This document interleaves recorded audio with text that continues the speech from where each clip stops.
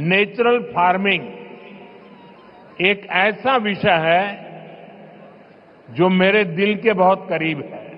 Bharat natural farming का global hub बनने के रास्ते पर है।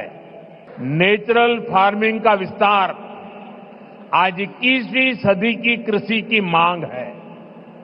बीते कुछ सालों में मांग बढ़ने के कारण खेतों में एग्रीकल्चर से जुड़े कई सेक्टर्स में केमिकल्स का इस्तेमाल तेजी से बढ़ा है। केमिकल फर्टिलाइजर्स और पेस्टिसाइड्स के ज्यादा इस्तेमाल के कारण सॉइल फर्टिलिटी गिर रही है, सॉइल मॉइस्चर पर असर पड़ रहा है और इन सबके साथ फार्मिंग की कॉस्ट पर हर साल वो बढ़ती ही जा रही है। इसका सॉल्यूशन क्रॉप डाइवर्सिफिकेशन और नेचुरल फार्मिंग से ही संभव है। हमारी मिट्टी की फर्टिलिटी और क्रॉप में न्यूट्रिशनल रिवाइवल के लिए हमें नेचुरल फार्मिंग के रास्ते पर बढ़ना ही होगा।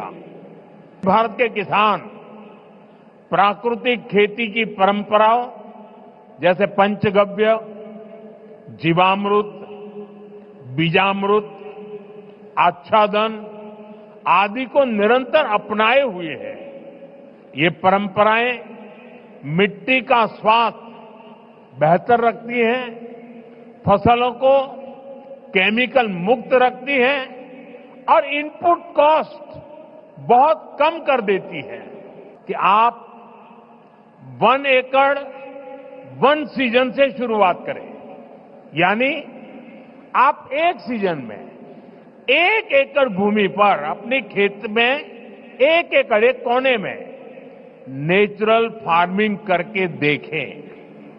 वहां से जो नतीजे मिलेंगे उनके आधार पर आप दूसरे साल और ज्यादा करें, तीसरे साल और ज्यादा करें और आप आगे बढ़ें। जब हमारे किसान का पारंपरिक ज्ञान, विज्ञान की ताकत और सरकार का समर्थन तीनों जुड़ जाते हैं तो किसान भी समृद्ध होगा और हमारी धरती मां भी स्वस्थ रहेगी।